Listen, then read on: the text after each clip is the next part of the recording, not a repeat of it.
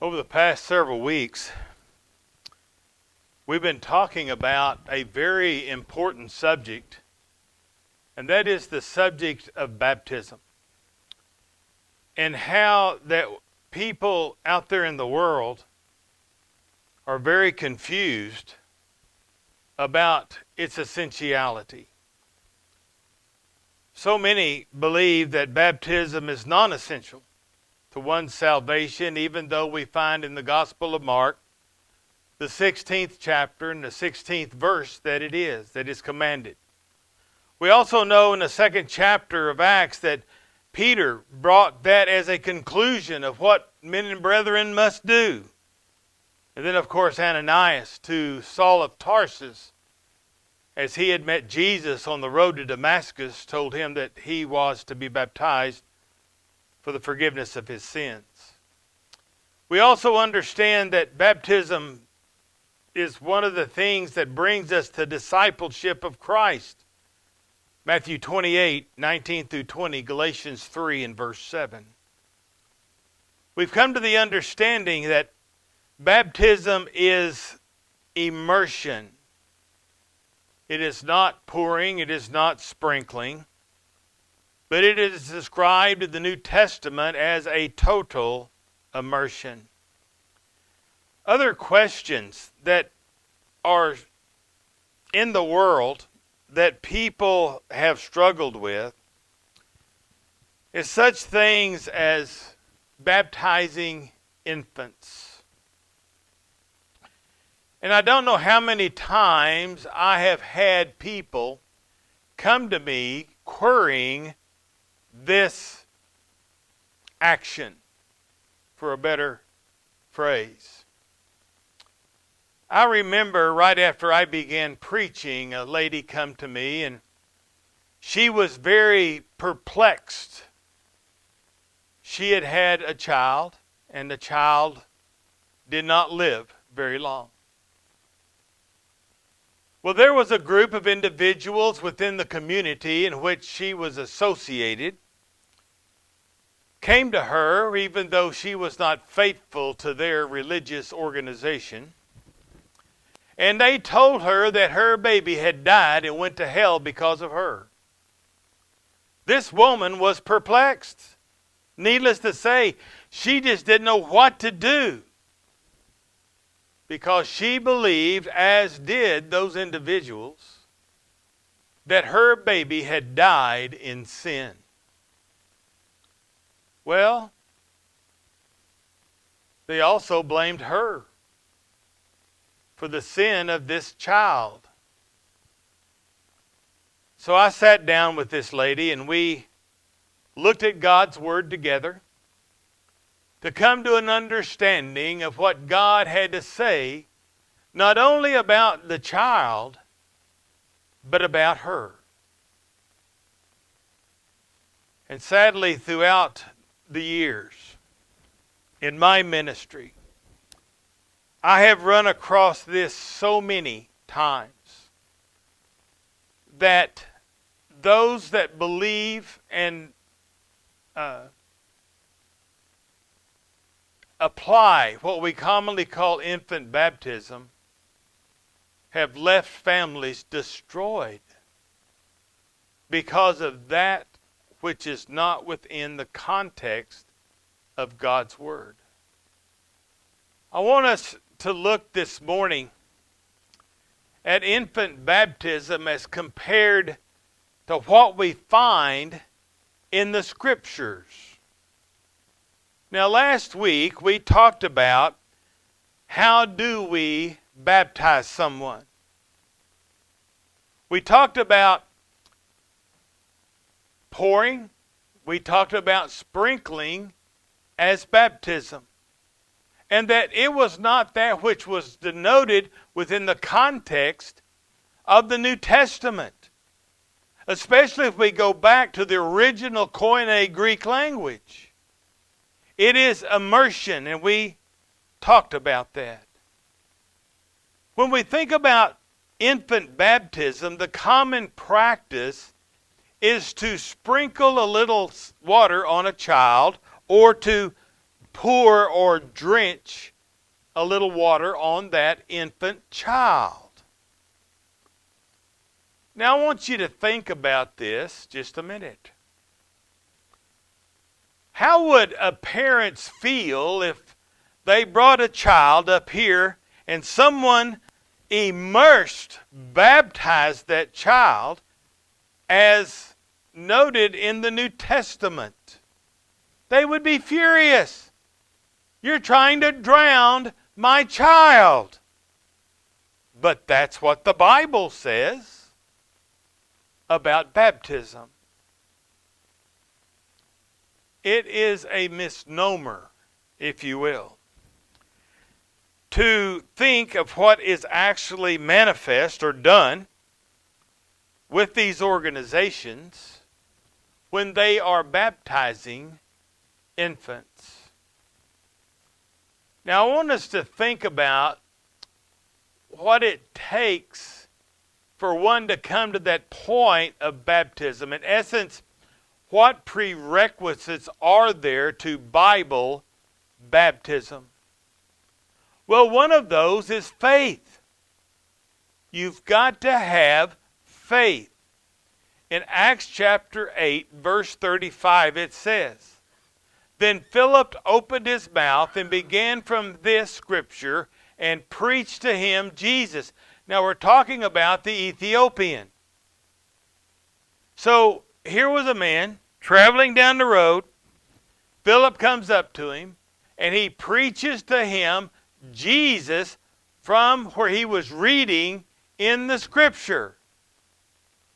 Verse 36. "And they went along the road, and they came to some water, and the eunuch said, 'Look, water, what prevents me from being baptized?'" We can understand from that part of what Philip is teaching the eunuch concerning Jesus is the essentiality of baptism. He says, "What prevents me from being baptized?" And Philip said, "If you believe with all your heart, you may."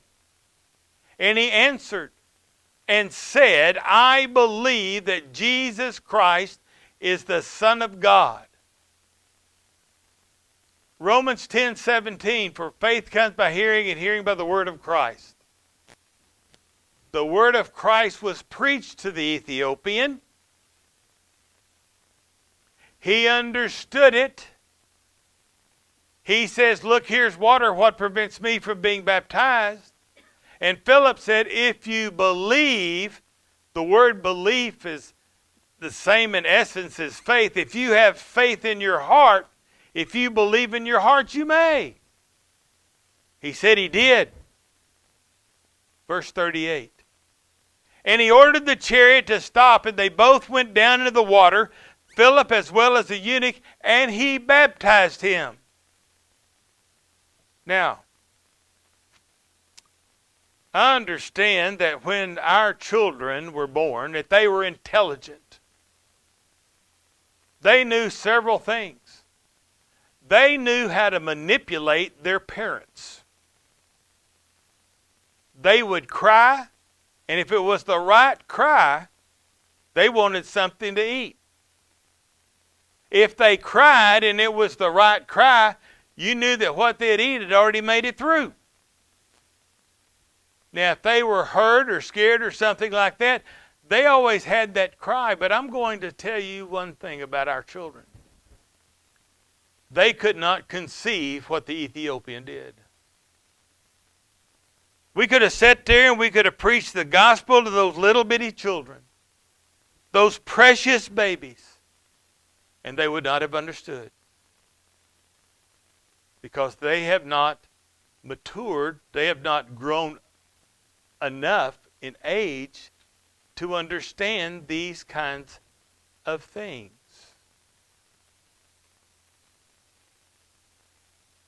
If one believes, they are to be baptized. But you've got to have belief. Knowledge comes to that belief or that faith. Mark 16:16. He who has believed past tense, and has been baptized shall be saved. Infants have no ability to have that belief. Also, a prerequisite for baptism in the Bible is repentance. In Acts 2 at verse 38, now remember, Peter's already told him, you killed the Messiah, you messed up. And they said, men and brethren, what shall we do? And Peter said to them, repent, and each of you be baptized in the name of Jesus Christ for the forgiveness of your sins, and you shall receive the gift of the Holy Spirit. Well, we understand that the audience in which Peter was speaking had messed up. And Peter says, you got to change 100%, 180-degree turn. You got to go a different direction here. But a child, an infant, what are they to change from? How can they make a 180-degree change? They can't. They cannot do that. The first thing to realize about infant baptism is that it is not baptism in the strictest sense of the word. It is not an immersion. Nor is it the baptism spoken of in the New Testament, which was only for those who possess faith and a penitent heart. So, infant baptism is not necessary. But how did this come about? Well, the rise of infant baptism in church history probably began, a couple of 100 years ago. But even though, well, probably more than that, I'll get to that in just a moment. Even those that approve infant baptism today, in their beginning, understood that infant baptism was not in Scripture. Martin Luther notes, it cannot be proved by the sacred Scripture that infant baptism was instituted by Christ or begun by the first Christians after the apostles. It's Martin Luther. Now, Martin Luther did not establish what we know of as the Lutheran religion,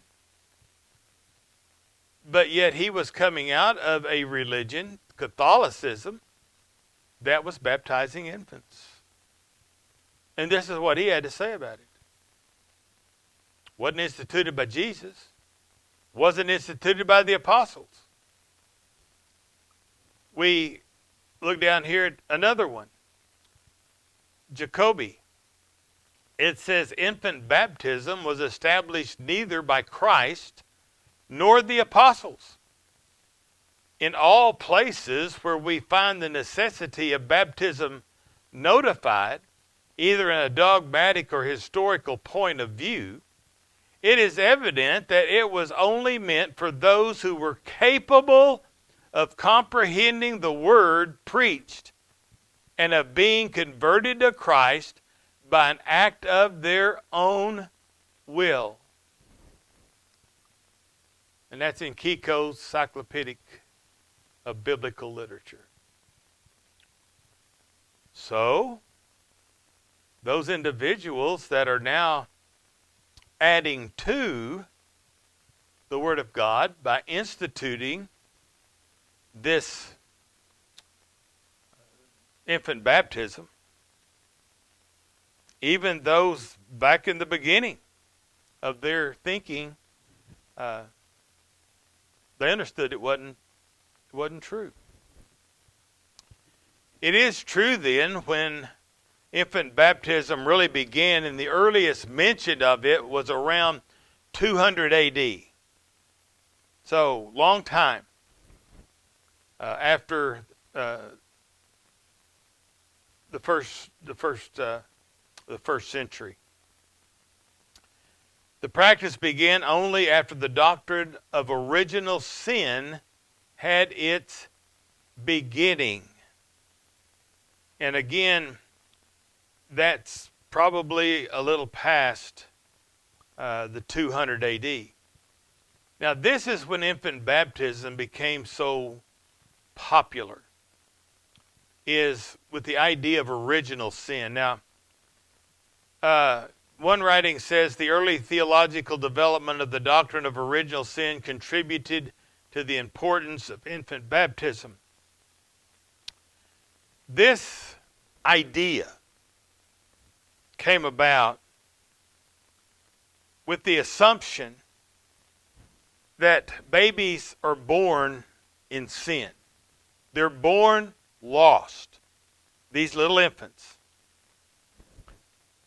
Of course, this doctrine means little different between different groups.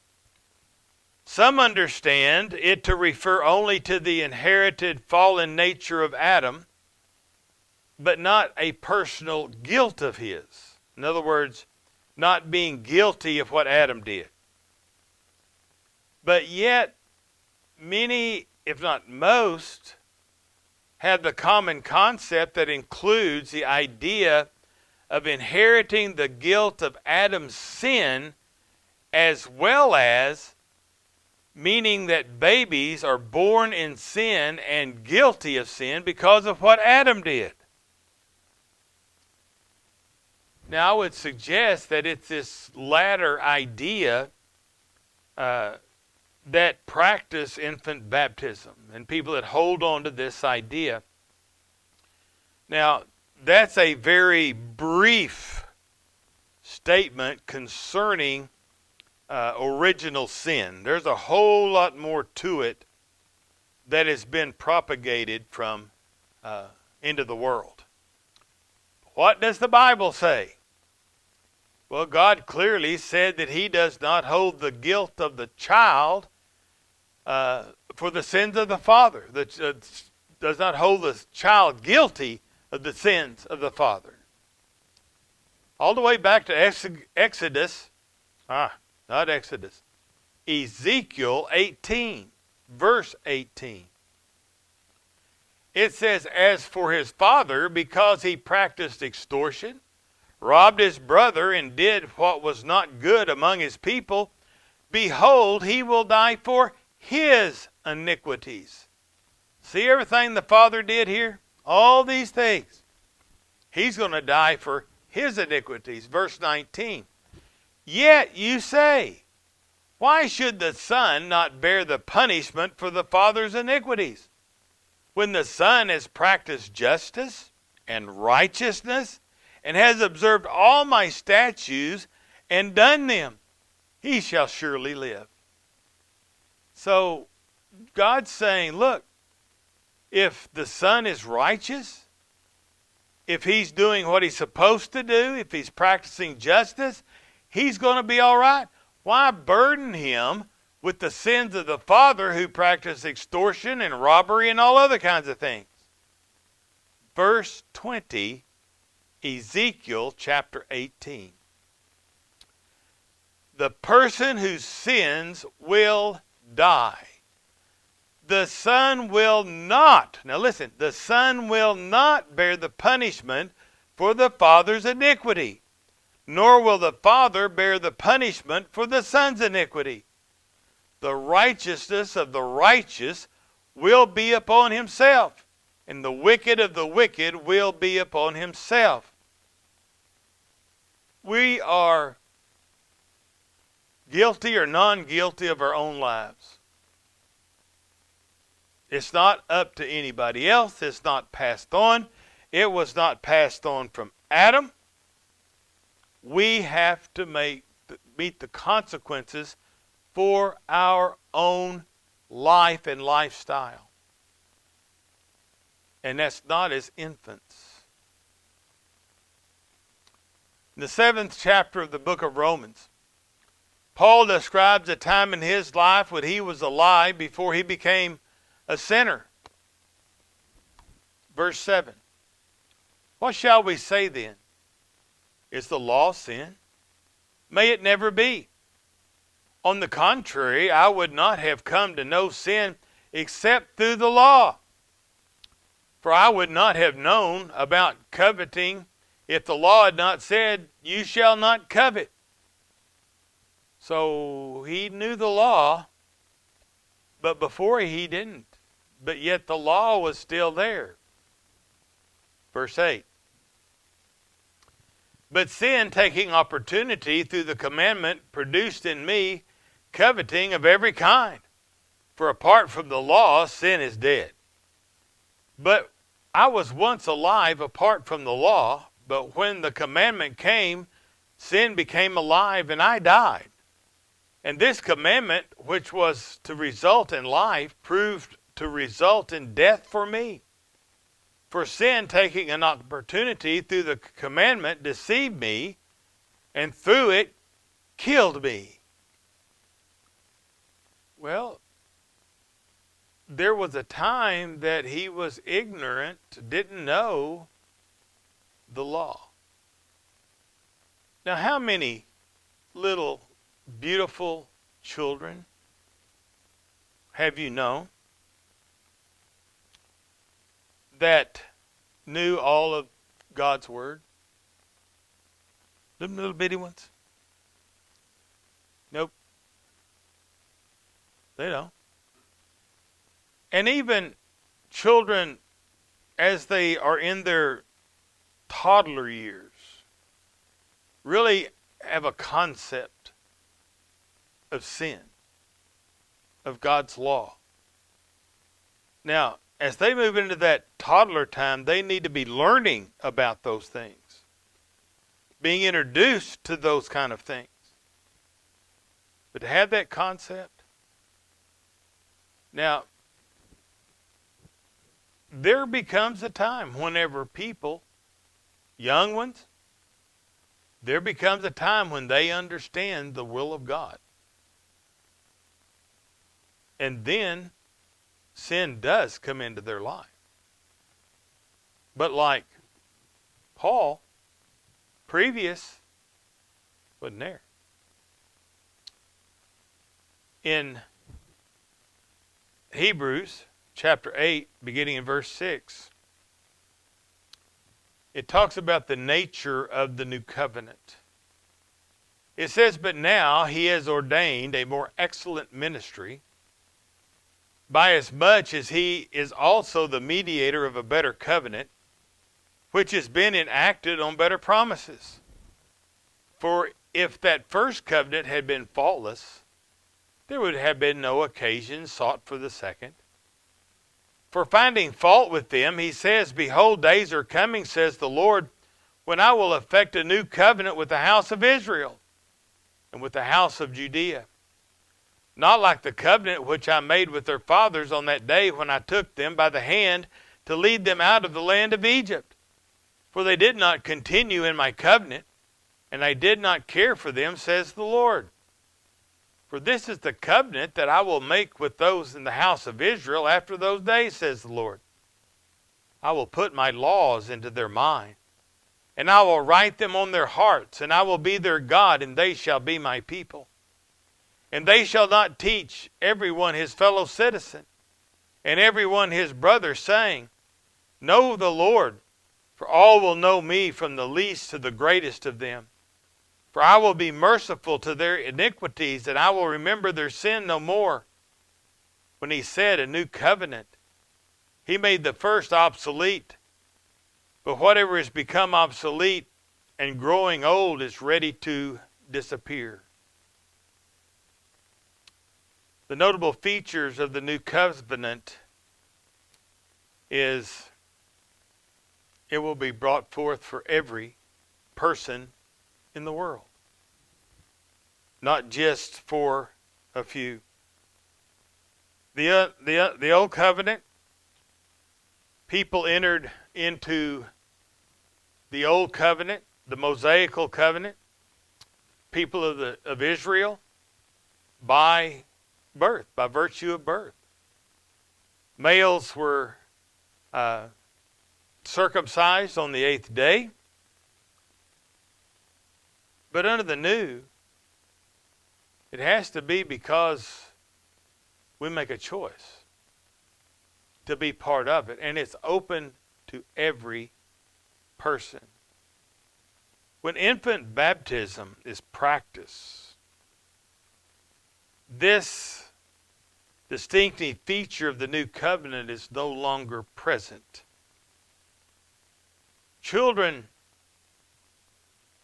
who have supposedly entered a covenant relationship with the Lord still need to be taught as they get older. We talked about that earlier. The thing is that New Testament baptism is not what we see in the teaching of infant baptism.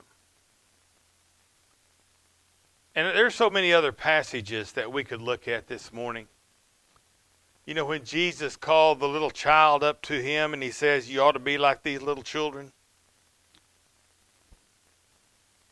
Little babies come into this world as pure as the driven snow.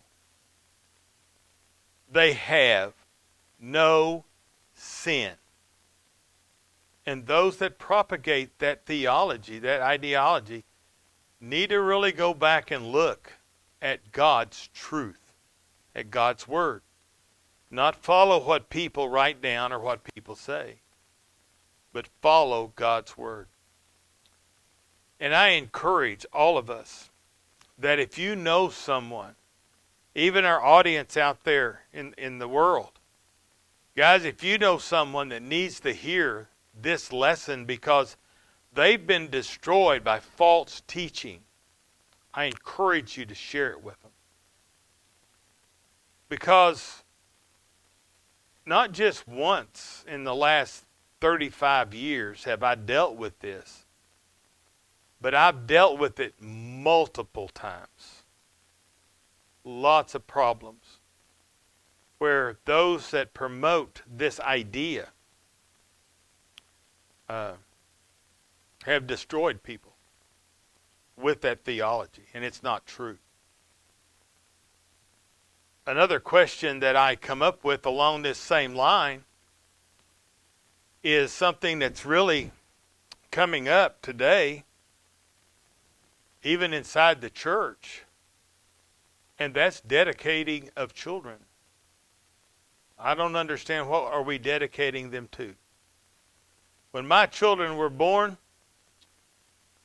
when Linda come dragging them 3 home from over to hospital, they were dedicated in my mind to God, period. But having some little, I don't know what I want to call it, some little thing for them and say, oh, we're going to dedicate this, they're already dedicated to God. That's a step toward infant baptism.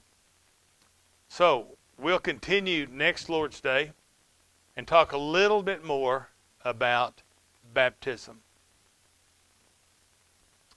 If there is a need on anyone's heart this morning, please allow us to assist you. Come now, as together we stand and as we sing.